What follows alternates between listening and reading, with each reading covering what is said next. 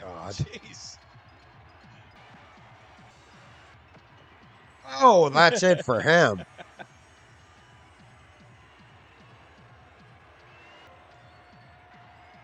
Oh, yes.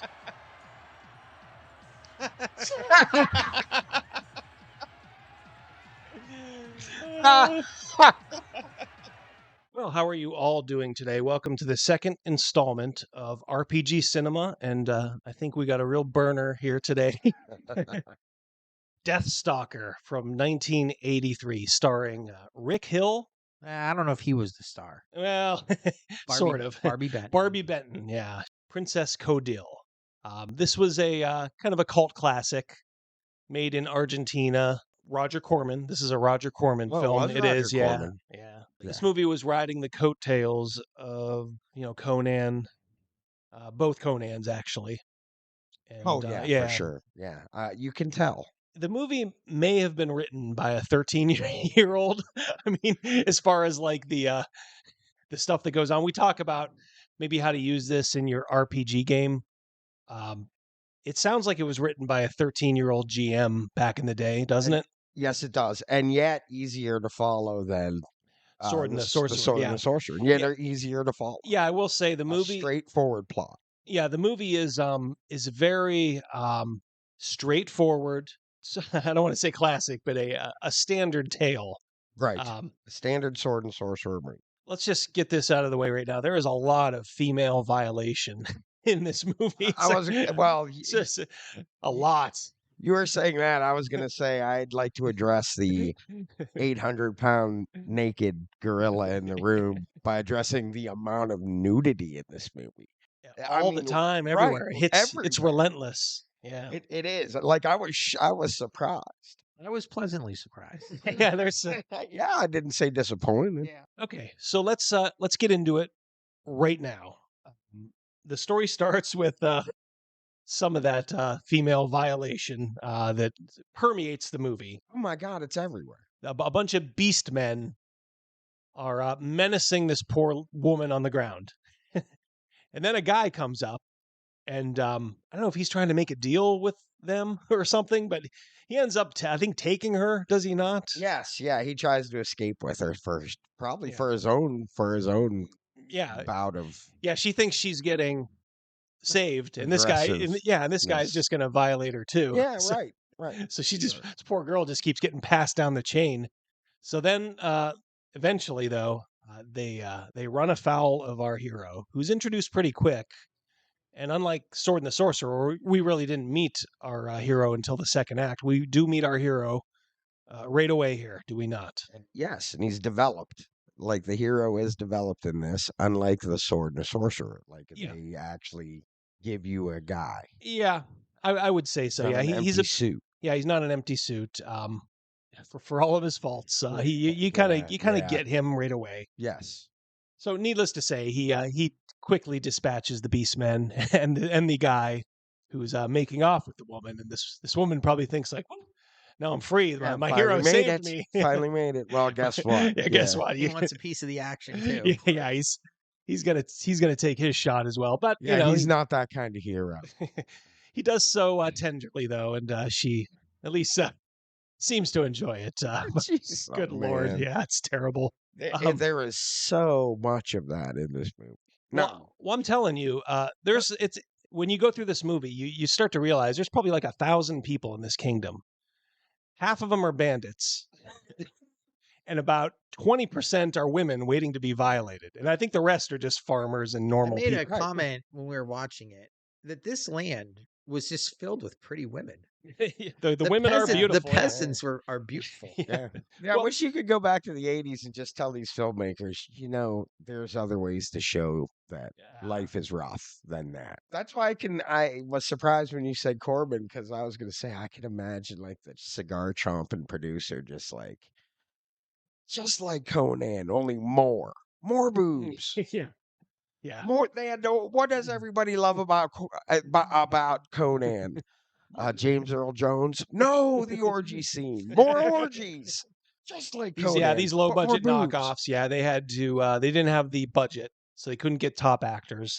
couldn't do top-notch set design or makeup, so they had to make up for it in some way, and they did it with ladies. Well, that's the other thing. The Sword and the Sorcerer had, without like a crazy budget, a really nice set of special effects. This movie does not. No, yeah.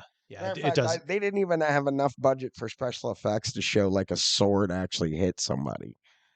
Yeah, it was. You know, it had to Yeah, be like they the were sky judicious. swinging Yeah. and then like a cutaway in the head, like spinning off into space.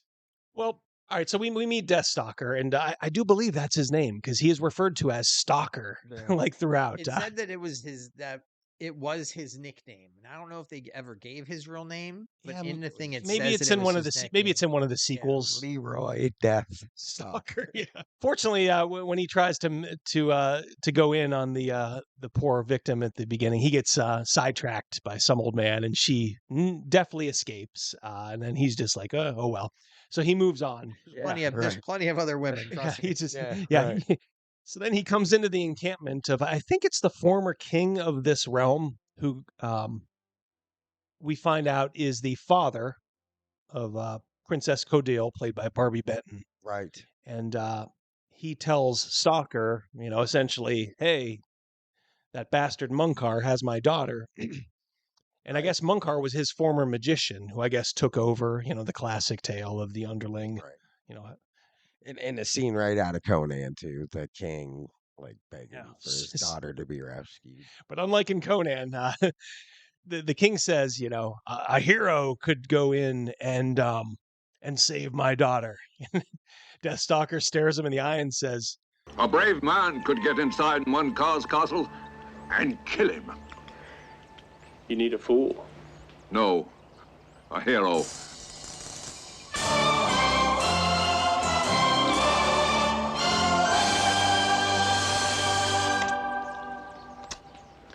Heroes and fools are the same thing. heroes and fools are the same thing. Oh yeah. Wasn't he? No, they're not. Wasn't Yeah, he? right. Yeah. Not necessarily. Huh?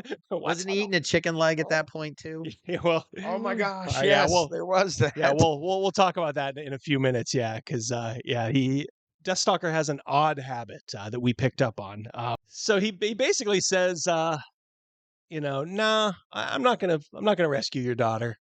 And then he just goes away like, Later. All right. All right. So cut to, we see someone being dragged.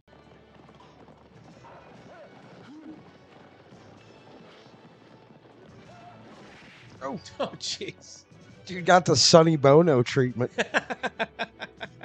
God, it's just one scene to the next. It's either a woman being violated or just people being attacked for no reason. And Yeah, sure. Deathstalker just kind of meanders like right into the thick of it. Like Yeah, he's on a like a collision course. So yeah, but he sees, I think they're Munkar's men, and they are after one of the items of power that they think a witch has. And this item is a sword, but thanks to Deathstalker's timely arrival, he he dispatches them and then talks to the witch, who he seems to maybe know, maybe not. He has some familiarity with her, maybe, but he walks in, and as Crazy Mouse said, he kind of just walks in and into her hut and just immediately like goes up on the rafter and picks something in a cup there and just drinks it. Like It could, he Right. knew Could've it been was anything. there. yeah, It like was he so knew it was weird. there. Yeah. It could have been ink. It could have been anything. Yeah, right. Could have been Potpourri. potpourri, a spell.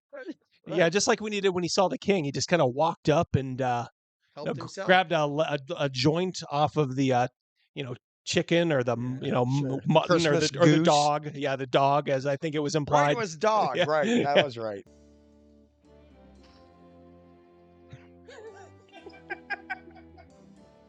Somebody comes in and grabs it. Put that back. Terrell, don't talk to me in riddles. Just as the amulet is the key to life, so the sword is the instrument of justice. I will tell you how to find it. How do you know where that was? Yeah, really. Deathstalker. This guy likes to sample, doesn't he? Yeah, he does. Like at Sam's Club. Yeah, he's like grazing. The one friend you had that always came into your house and just Yes. opened the refrigerator like Yeah. inappropriately Yeah. and looked for food. Yeah, Like he wasn't invited. the just new did friend. It. Yeah, it's like, right. yeah, we've only known you a couple of weeks. All right. So the witch, she informs Deathstalker there are 3 powers of creation. There's an amulet which will protect you from death. Right. There's a chalice of magic, and both of those lie with Munkar. And then there's a sword which she's hidden. And she tells Deathstalker, get the sword, go to the castle, get the other 2 from Munkar, and then you join all 3, and then you become the power of creation. Because Whereas, he is the hero that you want to be, like the power of creation. oh God, yeah. People are getting raped and assaulted, and he just walks on by. Like, He's like, did I see a plate there? If you would tell me that David Hasselhoff and Will Ferrell had a baby, That's the problems of this movie go deeper than there were no Rick problems. Hills. This movie was yeah, it was perfect. So the witch tells him, but she says, all right, so you join these 2, you'll become the power. But she also says, and let me quote this here, the power will come to he who becomes a child. I rewatched to see if there was any indication, because that sets up something that we were scratching our heads over right at the next point. cave. All right, so he's sort of given this quest by the witch, to go get the sword, the 3rd item of power, the one that Munkar doesn't have, but he's looking for. This is very much a straightforward, kind of like D&D adventure, is it not? Oh, for sure, right. And even to the point where, like, then his next step is gather your party, which, like, he does. I don't know if he so much gathers them as he just sort of attracts them. They Right. just sort of cling on to him. this would be a great one-off from like your yeah, regular yeah. game. This would be like perfect for Not that. much depth too, Yeah. but but very point A to point B to point C. I'm going to get the magic sword. Okay, now I'm going to go get those other things. Oh, and there's people to fight along the way. So I can almost see the thinking there. And like for like D&D adventure type stuff, yeah, this is like almost tailor made. But from a movie, there's still a lot of flaws, because he leaves to go find the sword. He stops at a random watering hole, and when he puts his head down to the water, the witch appears to him and says, like, essentially, like, "Hey, dummy, keep looking for the sword. What are you looking at? Back Yeah, don't right. work. Yeah, and then she says, "Oh, and by the way, it's right behind you." So it just got me thinking, like, why wouldn't she just say, like, seek this watering hole, where there's a small cave, and they kind of make it all seem like it was happenstance, like, oh, I'm just gonna stop along the road and water my horse and get a drink here, and this is the place. Oh my gosh! Literally 3 feet behind me. Yeah, right. So yeah, this is sort of an odd part of the movie. She tells him that there's a keeper of the sword there, and it's a like a thief or an imp named Salmaron, and he's supposedly guarding the sword. But when Deathstalker goes into this cave, he finds Salmaron is just a pathetic little creature, right? Who has the sword, and he's all too willing just to give it to Deathstalker. Yeah, right. He gives it to him, but he's like, "Oh, there's a giant in here who keeps me imprisoned." And this giant appears, so you think like, "Oh, cool! We're gonna see some bloodshed." Right. Gives Stalker the sword. Stalker looks at it, literally taps a couple of chains on that the giant was wearing. And and then he like pokes him with the pommel, and the giant goes running away. It's like, it sets up a theme of anticlimax, which continues throughout the movie. Goes right up to the very end, a little bit. So you're sort of thinking, like in any classic quest movie, it's going to be a payoff here. Oh, I got to earn this magic sword. Right. No, it's it's just gifted to him. And the little imp is like, "Hey, I used to be like you, man. Just lead me out." And he even mentions, like, I got to be let out by a boy who is not a boy. That's how he has to get released. Yeah. So then, Deathstalker's like, okay. So he leads him out of the cave. And boy, they take things literally, because that explains the most confusing scene in all of cinematic history. Turns into like a skinny little 10-year-old boy. Yeah, he looks like just this. What is this?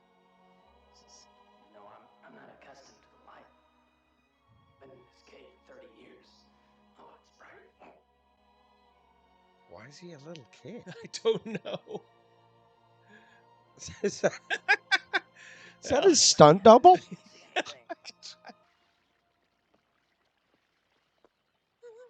What the hell? Oh man. This little boy just leading him out, as you're like, wait, what's going on here? Yeah, and if you miss that line, you're just gonna be like, "Why? What just Yeah. happened? Why? And why? And why?" Yeah. But it keeps going because Yeah, there's more it weird goes to for come. it goes for like 10 or 15 seconds. He's this boy, and you're like, is this the way the movie's gonna be? Well, And what then- happens with the little imp guy too? Like I said, it just keeps going. He Yeah. becomes a full grown human. Yeah, he becomes himself after Munkar's curse, I guess, is released. He ends up in the middle of the little pond, and Deathstalker has a sword, and he becomes he doesn't become a boy anymore. He's back to his full man self, and says, "I have the power." Raises the sword over his head. So that just sounded like almost like some last minute DMing, just kind of pulled out of your ass. Yeah, Like right. It's like what is going on Oh, here? by the way, he's not an imp anymore. Huh? What? What? I went to go grab a drink upstairs. Did I miss something? Yeah. Well, Salmaron, who's now, as we said, just a middle-aged man, agrees to join Deathstalker. All right, so then it's like I said, it's just kind of interminable because, all right, cut to the next scene. Next woman who's about to be violated, literally chained to a tree, and so here. Yeah. So here comes, right in the nick of time, for about the third time, Deathstalker rides through, and but this time, someone else comes, and this is we had gales of laughter over this. Fancily dressed. Yes, Ogress, Yes. who's a good guy, I think we can say, at least to Deathstalker right Yes, now. yeah, he's a good He's guy, trying he's to a friend. help the woman, and his armor choice leaves a little to be desired. What is he wearing? Love that guy's armored halter top. Jiminy Christmas, that is wow, man. It's about time the boys got a chainmail bikini of their Oh my own. goodness. It is a Camisole. I swear to God, it looks light pink, but it can't be. It's not. It is like studded leather is the closest you could call it, but it's a halter top. It literally is a halter top. There's no other way around it. It's a halter top. His haircut makes him look like Luke Skywalker, like a little. Yeah, little had bit, that sort of a little those bit of wings. Mark Singer. Yeah, those wings, from the early '80s. Yes. Yeah, and the hair. Yeah, it's just we could not stop chuckling over how useless that armor would be, but also how ridiculous it just looked. Terrible. Like, how did they talk him into wearing that? It looked The '80s, just bro. ridiculous. It's the '80s. I mean, it Just looked go with it. absolutely Just ridiculous. go with it. Once you see it, there's probably a lot of people who saw it and just didn't think about it. But when you start to see it and think how ridiculous it is, you can never unsee it. Then it becomes a focal. Like you can't look away. All right, so another woman rescued in the nick of time. God. There are so many bandits in this game. I mean, I know Munkar is an evil wizard, but usually they make the trains run on time. Exactly, This guy's just letting everything run wild. this guy is pure. apparently. Yeah, Munkar is probably pure chaotic evil. He does not care. Like there is no law in his land whatsoever. Chaotic lazy. Chaotic lazy. Yeah. So Ogress, says, hey, thanks for helping out. By the way, I'm headed to Munkar's castle. He's having this tournament, and Deathstalker's, in his laid back manner, essentially he's like, huh? Ogress is like, yeah, he's having a tourney. Munkar madness to see who his heir is going to be. And it kind of became it's kind of a cool idea. It is actually, and I was thinking about that, and I'm like, boy, I've never heard of that being done in an adventure. I don't know if it's ever been done. Maybe somebody can tell us in the comments if that's the case.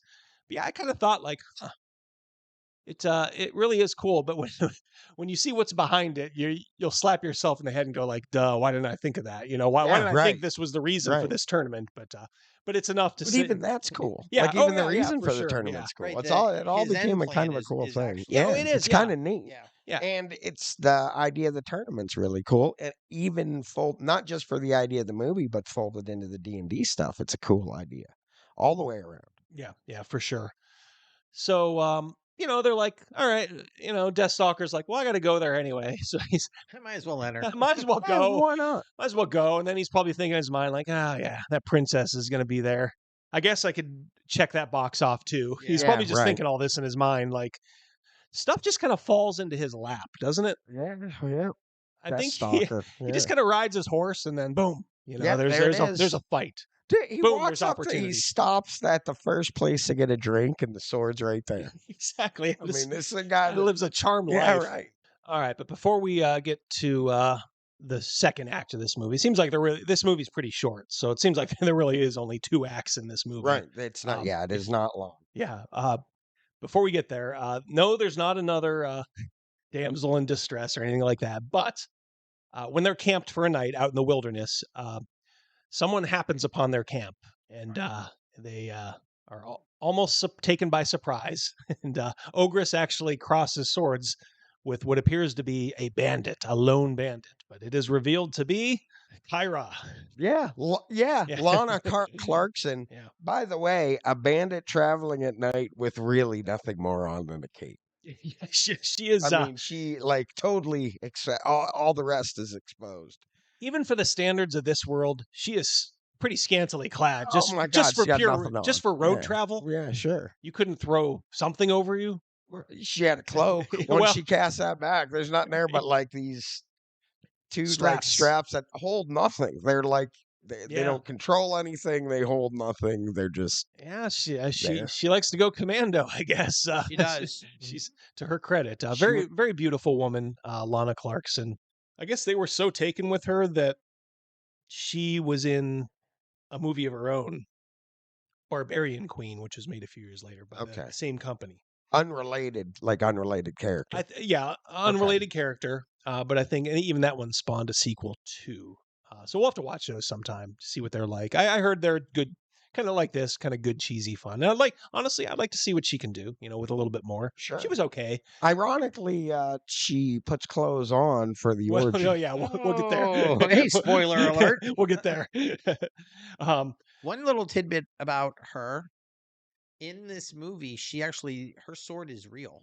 Wonder Maybe if that even more so. Yeah, wonder if to she your knew how point, to Double handle D, it. like they knew how to, like, hey, this girl has some chops to her. Yeah, Let's maybe- put her in another maybe movie. She knows took it. karate. Yeah.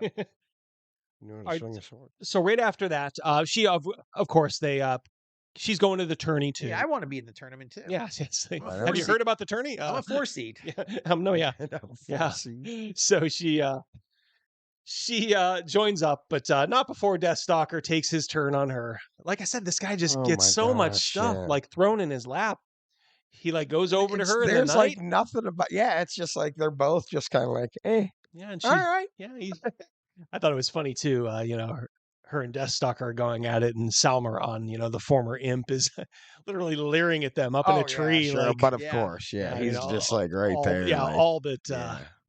all but touching himself Right. as he's Killing Judge Reinhold in Fast Yeah, Times yeah. at Ridgemont Yeah, High on. thank God Yeah. he didn't. Like that's the Uh, only thing he gets spared yeah. in this movie. Yeah, yeah. All right, so but I think before we get to the castle, we actually cut to the castle, and we see Barbie Benton as Princess Codile in the harem, kind of establishing her position. They throw some food in there, and she initially gets cut out like the run to the litter, but she says, "Give that to me." Yeah, She grabs it and says, "I'm not going to be pushed around." So, and they're all kind of like, "Yeah, sure." Yeah. There's no whatever, pushback. man. Yeah. Yeah, there's more chicken. And then Until Deathstalker shows up, there's plenty of food. Then Garget, one of Munkar's guards, says to Munkar, who we really kind of see now for the first time, and we saw him kind of through the witches, scrying, but now we see him, in his full glory. Tattoo on his face. He does have a cool tattoo. Yeah. He looks like a good wizard. I He mean, does. bald, pasty. Oh, he yeah. looks like a good idea for a wizard. Yep. Yes, No he problem. does. Yeah, I'd say he's a good character. He's not to the level of of our of our favorite Right. king in Sword in the that's Sorcerer. that's like the real Titus downfall. Cromwell. No, he's not to that level. It's but, almost as if they fixed a lot of the stuff we complained about for Sword and the Sorcerer, and then it became a worse movie. yeah. But they forgot. I mean, Well, you they just didn't have Cromwell. Yeah, and you that's a didn't have the problem. chops there Yeah. acting. This But guy if was a Double D, stage if actor. you were playing this out for us in an adventure and you were describing this wizard, Gavin summed it up. This guy is a great wizard in Oh yeah, in this Sure, he fits realm the that we bill. If play. you think of a wizard in D&D, he fits the bill perfectly. Yeah, he's fine. they his guard says to him like, Deathstalker's camped outside the city. He's like, excellent. He's can't muster much energy. He's a one seed. Bring him in. yeah. He's And so you're wondering like, how does he even know about Deathstalker? You know, but there is a little explanation later on. It gets revealed. But even there, it's almost like how does he perceive Deathstalker as a threat? That's never fully explained in the movie ever. And normally you don't want a movie to drag on a lot of detail, but this movie I think is a really tight, like hour and 20 minutes. They could have used maybe about you could 5 use minutes, 9 more minutes. a little bit of exposition would have been fine in this movie. Right. But you just kind of go with it. Like it's kind of, like I said, this is a D&D adventure written by a 14-year-old in 1983. Sure. So it's like, Lots I wonder how this guy knows about me. He just does, all right? Roll the dice. D&D, man. Magic. So then we go to arrival day of the tournament, the day before the tournament starts when all the contestants are coming. And so what better way to kick off arrival day than seeing a woman chased through the streets, cornered, inspected like a side of beef, and then trundled off to be one of Munkar's maidens. Again, back to my point. She was a peasant in the city. You know what I'm saying? And they tied her to a rope with another peasant girl. These peasants are, I'm telling you what, man. Oh, yeah. Well, why anybody lives in this city is why anybody lives in this entire country. You are not safe if you're a woman in this country. Munkar is preparing for the arrival, and then we cut to the castle, and boy, what a feast for the eyes, huh? There's dancing, there's feasting, there's mud wrestling. Right? Yeah, the big pit of mud wrestling. Side note about the mud wrestlers. The two girls are sisters. Or are they really? No way. Yeah. Oh my heavens. Yep. Yeah. Once again, I can see the cigar chomping like producer. Stripes. In Stripes, they had two girls in mud. We got to get some chicks in mud. Yep. Somehow. Yep. It's they play it up too. Yeah. For as little exposition as they do for things that they needed, they actually spend a little time on the mud wrestling. Yeah, they did. The they got their girls, money's worth. Yeah, looking at the girls, and then which it really isn't needed because you're looking at girls covered in mud, and it's not real sexy. Yeah. Even back then, it wasn't sexy. It's kind of gross. Gross. Yeah. Then you got all these other girls outside, literally outside the mud pit, walking around half naked. So. Yeah, that's where the action is. Yeah. We got little people walking around. So it's of course. Why not? And one of our favorite characters, Knife Hand, who oh gosh, yes, the guy with one. He's terrible, man. And he bears a. And I went back and looked. He bears a shocking resemblance to disgraced Congressman Anthony Weiner. I mean, yeah. I mean, it is uncanny. We also meet here someone who will come in later, and it's, I guess I would have thought of him as an orc. I think he's described as an ogre, like a pig-faced guy, big guy. Who's even he like takes a run at one of the naked girls, doesn't he? Well, isn't it Barbie? It is Barbie. Yeah. Oh, so everybody's just kind of debauching, and the Deathstalker and crew are kind of settling in. Deathstalker's already on to another woman. Like I said, things just fall into his lap. But Kyra comes over and pretty much says, "Beat it." And this is where we said earlier. I think Crazy Mouse noted.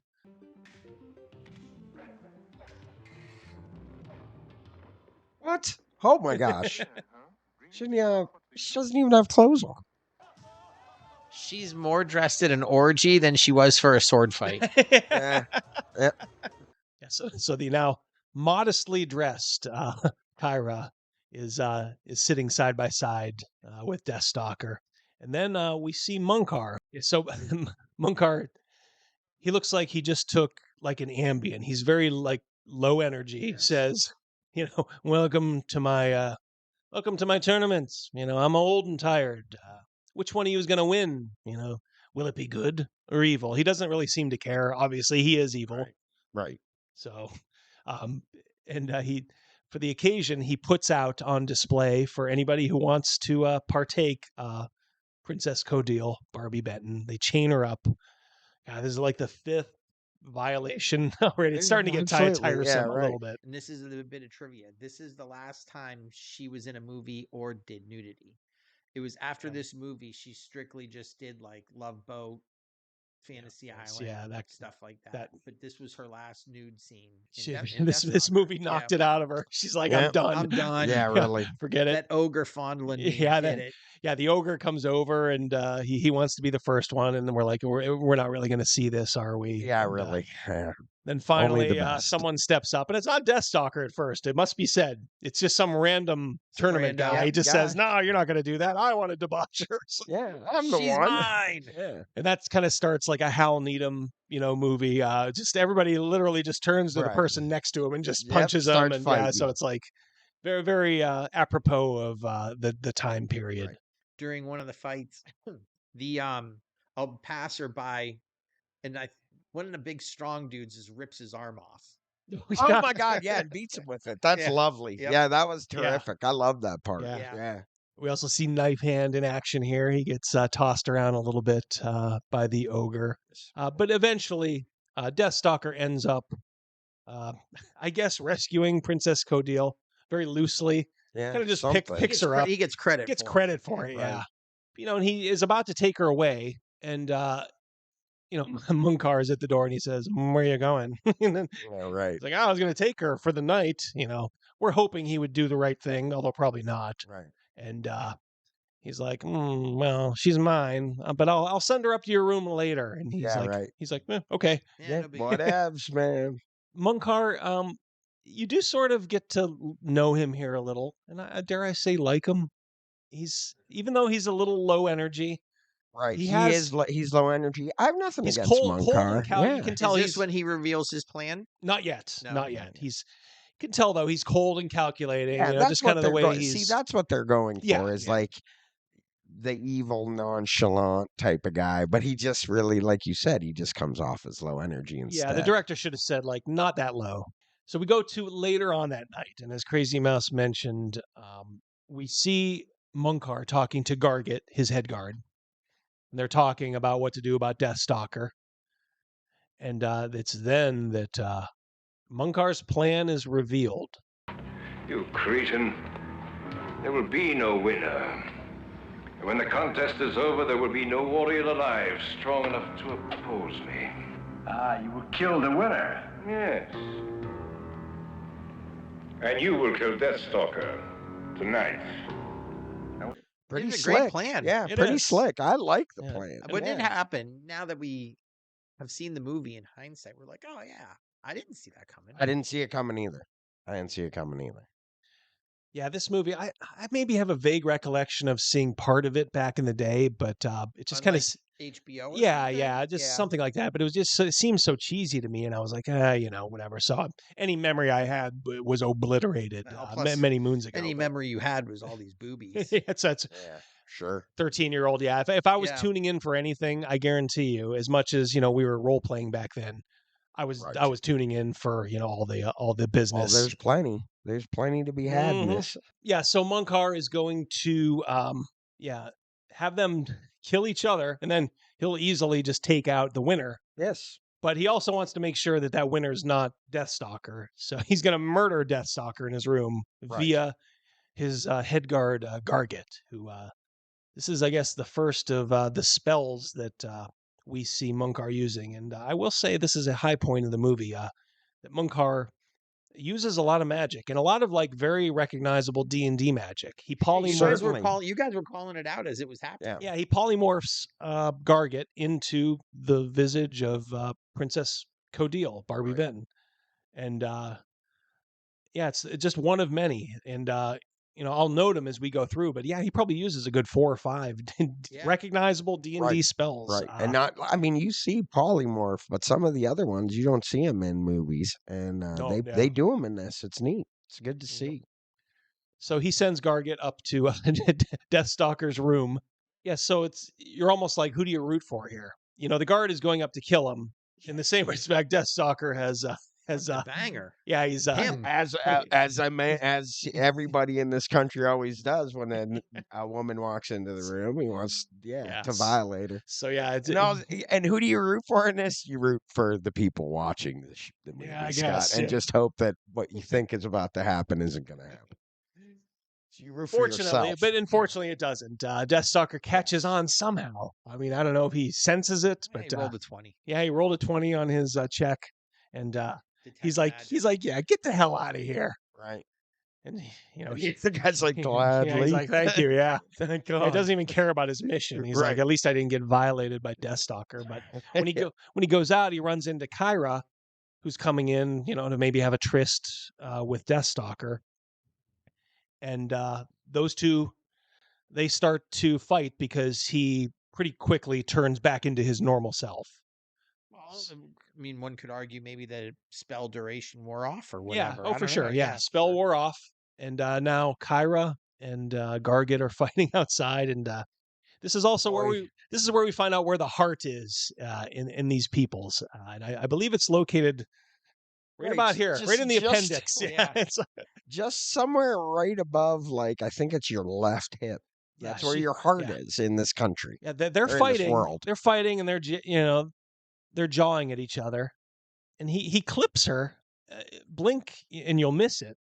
And she literally just kind of goes like, and then continues fighting like full. Right. Little do we know that that's a fatal blow. Yeah. It is. It is. She is a dead woman walking. Yeah. It's her aorta has somehow been like sliced on her hip. Yeah. But she does dispatch him before she dies, and she stabs him in the exact same place, and he dies immediately. Right. I don't know if they just maybe didn't have the budget to do a full out, gout of blood, but they do several decapitations in this movie, and they are sort of glorious,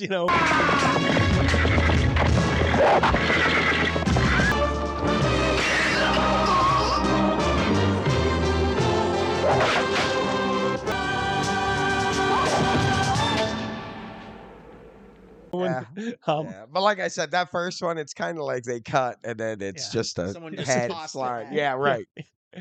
Oh yeah, that thing had some speed on it. Right. Yeah, that first one. Yeah, that was boom, out of there.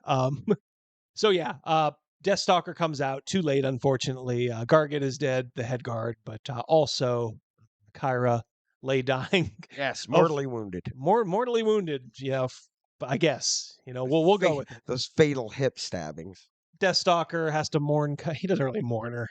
She dies in his arms, and he's like, "All right, well, you had the misfortune of running into me. Right. Next, moving on. I'm a life-wrecking idiot." But don't worry, I'll be okay. Exactly. Yeah. His dying words to her, like, "Don't worry, I'll be just fine. I'll be fine." All right, so the tourney starts. It's done via montage, but if you go by the montage, it kind of looks like Deathstalker has a bye right to the final because they don't show him fighting at all. Right. He's just kind of watching everybody fight. Like I said, he was the number 1 seed. He didn't have to play anybody. I guess, yeah, which, maybe made sense, but maybe, acknowledge it a little bit. Yeah. Like, this is Deathstalker, the Invincible. Yeah, he's...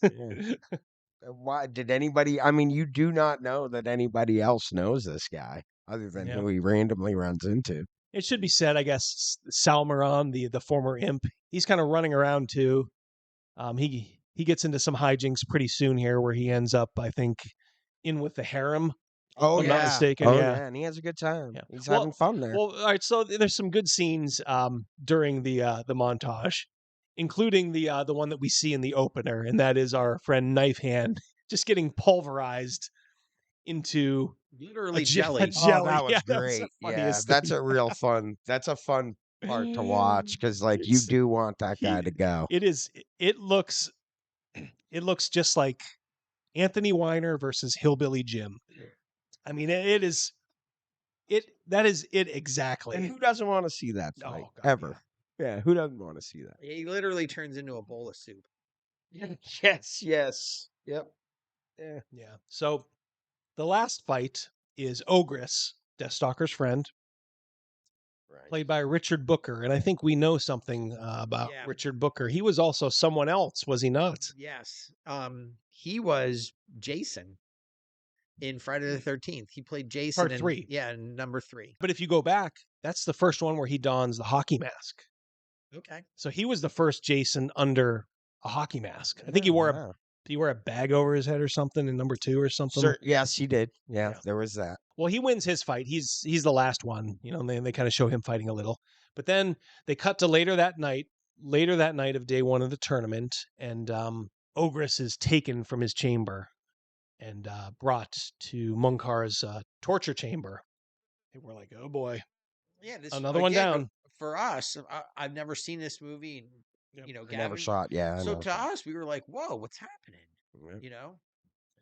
And he's on the wheel of woe or whatever. And then he's basically says to Munkar when Munkar comes in, you think Munkar is gonna gloat or something, and Ogress is like, would you mind getting me down? You're gonna let me down. I'm your boy. How'd you leave me on that wheel for so long? Yeah, so it is revealed that Ogress is a double agent. Yes. Sadly, working for Munkar all along. Time, yeah. I guess his job was to bring Deathstalker to the castle, but Deathstalker would have come anyway. Yeah, it's hard to tell what his job was. Maybe he made sure he was. Other than to wear that halter top. Yeah. Well, but we know what his new job is going to be now. And now that Gargett has failed in his attempt, it's going to lie with Ogress to complete the job now. Munkar says, you better go take care of Deathstalker for me. And you can tell Ogress is a little conflicted. They go up and it's pretty apparent, to Deathstalker what's going to happen. But, Ogress pretty much fights him.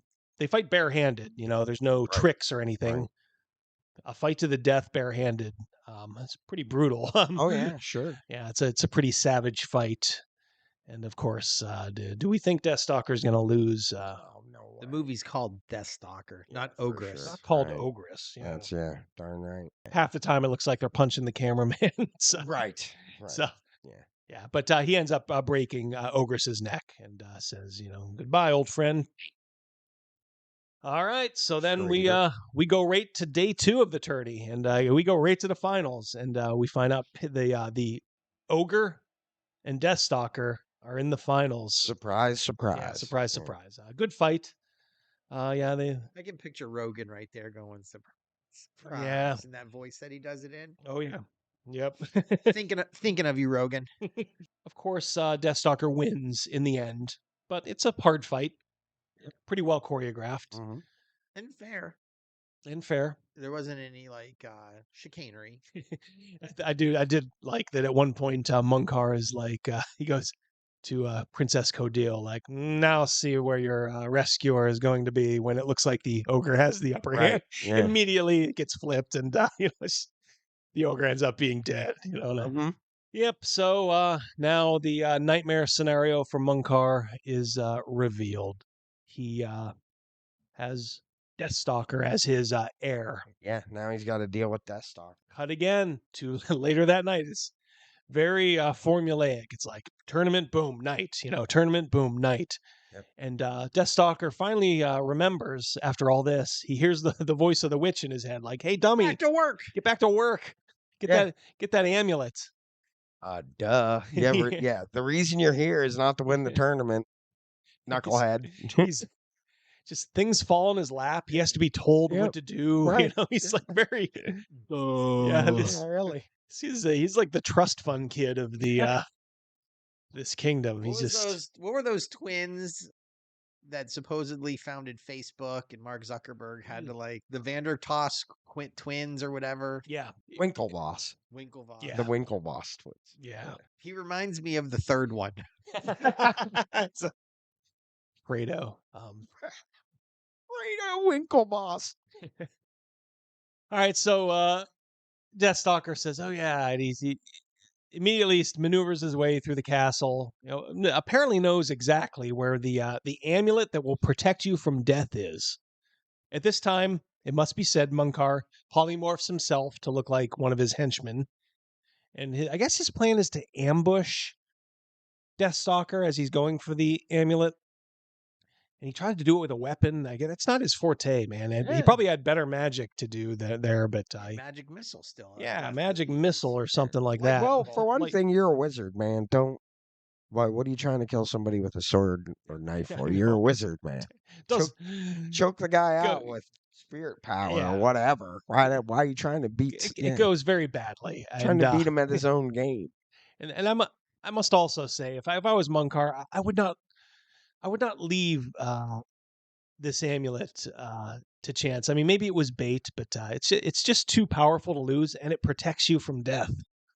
So why would you leave it out there? I would have that thing around my neck at all times, and it wouldn't be on a loose chain either. It would be like right here. It was like 3 doors down. He just couldn't be. I mean, he couldn't drag himself down the hall. Created like a spell that made the other one look like the amulet and just do it. Yeah, but this is that part of the movie when we're watching it in real time. There's probably 3 minutes left of the movie. Oh, right. Yeah, right. No, yeah, it's not much of an exaggeration. Yeah, when this comes, we're 5 minutes from the end. Yeah, and it's just so shocking. Like, okay, there's going to be some epic battle or whatever. But man, it just it goes and it goes quick. Well, so like you said, but perfect. Like, why are you going to fight out of your realm of expertise? Right. And it goes horribly wrong. Yeah. And fittingly so, it's almost over. During this part, and this is the spell that I like the most and the one you don't see, he legitimately does a magic mirror spell. Yeah. Or mirror image spell. Oh yeah. I mean, it's a legitimate he does one spell. before that too. Well, he gets, all right, so he screws up his attack from behind, his back attack on Deathstalker. Deathstalker lops his head off, grabs the amulet, now has the amulet. So now he's invincible. He's essentially invincible. Right. But Munkar picks his own head up and puts it back on, and then says, "I'm right behind you, Deathstalker." And Deathstalker's like, "Oh, let's finish this." And he teleports Deathstalker and himself outside. That's right. Teleports both of them out. That's when the mirror image happens. Then he casts like a mirror image spell. So there's like dozens of Munkars, and Deathstalker just kind of goes around hacking them down. And he almost hacks down the real Princess Codile, who's out there as well, but stops just in time. And it's, you don't realize it at the time, but you are very close to the end of this movie because once he goes through the mirror image, Munkar has the chalice, the third item, the one that now Deathstalker does not have. Right. And he starts casting illusions. Munkar does. First, that his sword is very hot, so he's very suggestively, Deathstalker is holding his sword like, which made us giggle like 13-year-olds all over again. 7th grader in you. Yeah.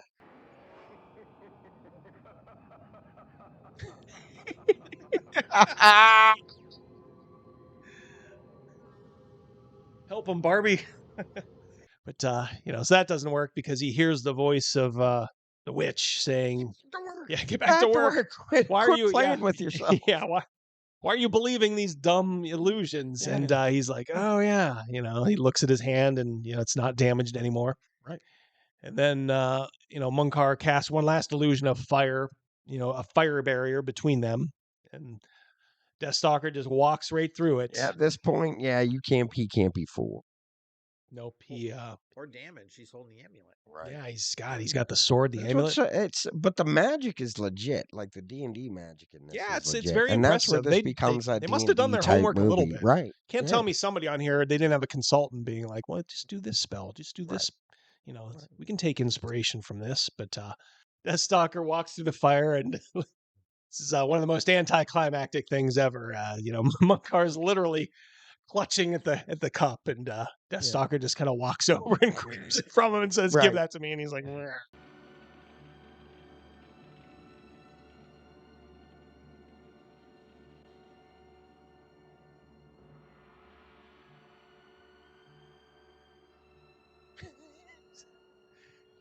Anticlimactic. Yeah, really. Just give it to me. It's my Lochnar. At that part, I thought, well, he's setting him up for something.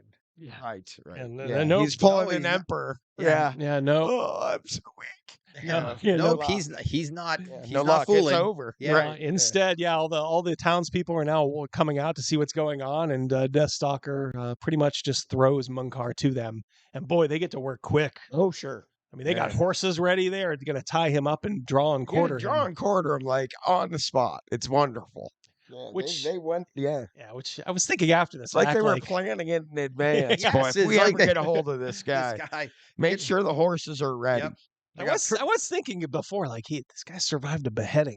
He literally put his own head back on. Well, if you could he survive being drawn and quartered? If you remember the death blow is down at the hip, so Yeah. maybe you could just that's be true. cut. Yeah, Maybe your head can get cut off. when his leg got It's ripped no big off. deal. Yeah, he's done. Yeah. Maybe your brain's in your left elbow. Who knows? So Munkar is being ripped apart. And Deathstalker says, "I'm going to take care of all this." It's just very awkward the way it ends up happening. I don't know. Does he puts the amulet in the chalice and then puts the sword in there? Something like that. And then basically, boom. And roll credits. And roll credits. Yep. Deathstalker. Yeah, he is the power, I guess. But what that means, who knows? You don't need to know that in this movie. We'll find out in Deathstalker 2 through 4. yeah, exactly. And he's probably thinking like, how could this give me any more power than I already have? Right. Like I live a charmed existence. Women fall into my arms. Yeah. I got an amulet that makes me like not ever be hurt. I got a sword. Food wherever I want. I just walk into places. Apparently a vorpal sword, the way the heads fly. And the other part that is Barbie Benton was. I know that she was in the final scene as far as Double D described in the mirror image. Return to her father. Maybe not. Who knows? No, credits. I don't know. She kind of has a way of just disappearing into the background at in a lot of parts of this picture movie. her like the little girl at the end of Hail Rider. Like if it had continued and he just walks, goes away. She's just like, we love you, Stalker. We love you, Deathstalker. I love you. Yep. Come back. Yeah. Barbie Benton. Maybe Hugh wanted her back at that point. He's just like, your time's up on this movie. Come back to the mansion. Yeah, right. Yeah, right. Who knows? Yep. Look, the money's gone. All right, what I invested in this movie, Roger, it's gone. All right, this production is over. So, what are our final thoughts on Double D? Again, I have to say thank you. This is a movie I never in my life would have watched, and it was an hour and a half, and it kept my attention. The boobs didn't hurt, but it kept my attention the whole time. And that plan by the wizard of like the whole purpose for the tournament was to eliminate everybody. I thought it was brilliant. So, thank you. I never would have watched this movie. No problem. Thanks. Straightforward plot. Yep. As you said. Pretty decent villain in Munkar. Got a cool tattoo. Although I forgot to say that at one point they flipped the film so his tattoo appears on the wrong side. That's listed on the IMBD. Oh, is it? It's in the blue. That's one of the blue. I will say I did catch that. Oh, on the first. As soon as you pointed it out, that was on the first viewing. Yeah, I was like, tattoos reversed. But like as we talked about it being a one-off, the hero, and then he got the imp as his number 2. Then he got. He collects his party. Yeah, like this would have been a campaign for 4 or 5 people. All this is missing is a tavern. That's all it's missing. It's a tavern for them to get together. Well, the cave. Yeah. Now look, this isn't a movie I particularly liked. However, I like Munkar's plan, and I like the D&D aspects of it. The magic, I liked because you really see some D&D spells. For real. And on the budget that they obviously had for special effects, which was nothing, they made the most of it. For sure. They probably did what they could with the budget. I mean, it's Roger Corman, right? Notorious tightwad. But sometimes that sparks some creativity, and you do see some creativity here, but it just you don't get that spark of excellence with that. Right. Here it's just like there wasn't a guy. There was some kind of artist working on Sword and a Sorcerer in there, Yeah, oh, yeah. a special Yeah, effects they had artist. somebody talented. Like, I'm Yeah, not saying yeah. he was like some expensive guy. I'm just saying somebody there was an Knew artist. what they were doing. Yeah, they really did some things. That is devoid in this movie. You're not going to find. Yeah, the people who did this had rudimentary knowledge Right. of makeup. You know, the Beastmen at the beginning are you see it, and that would almost turn Almost you looks off like if they you're have like, oatmeal Oh, on that it. It was almost a- looks like they have oatmeal on their face. That was a group of mimes. Oh my gosh, really? Wow. Yeah. mimes. Well, Yeah. there you go. Yeah. So you give it a thumbs down. I give it a thumbs down. But the D&D stuff, the yeah, magic in it in particular, is stuff you don't particularly see. I don't mind Munkar as a villain either. Sounds like you give it a thumbs sideways. Yeah, it's not. It's If we're doing the old Siskel and Ebert, it would have to be a thumbs down. You know? oh yeah, it would. Yeah, I would yeah. not. I would not have chosen to see this movie on my own. And I can't say I recommend it. There's 4 of them though, so it did its job. It was a commercial success. Right. I give you $450,000. At the end, you're gonna give me back 11.9 million. 22 times as Back much. many 23 times, times yeah. as much. Many Heck times yeah. its budget. Are yeah. you kidding? As for me, I would give this a marginal thumbs up. I would give it a marginal thumbs up because it's a short movie, which I love. The plot is fairly easy to follow, and if you kind of close your eyes, you know, you can sort of, Deathstalker's, you know, his faults are, you know, you can kind of like explain away if you're not thinking too hard on them. Right. You know, good versus evil, and it kind of ends like really abruptly. It does. That was the only thing that's kind of jarring. I mean, I like a good short movie, trust me, but yeah, 10 more. Give us 10 more minutes of Deathstalker. Right. And I would walk out to anybody and I would tell them to see Sword and Sorcerer. I wouldn't tell them to see this movie necessarily. I can see that. Yeah. I'm not. Like I said, I can't say I loved it. There was 4 of them. You know. Yeah, this is probably the best one, I think, from what I heard. I wouldn't even want to think of what 4 looks like. Yeah, well, maybe we will find out. Well, no Barbie Benton. Well, that's a lot of sexual assault, man. Maybe they learned their lesson, you know, as the maybe sensibilities were changing. The later ones are a little lower. Yeah, less of that. All right, well, that'll do it right now. Another episode of RPG Cinema in the can for Crazy Mouse and Gavin Morgan. It's your boy Double D. Until next time, you guys take care.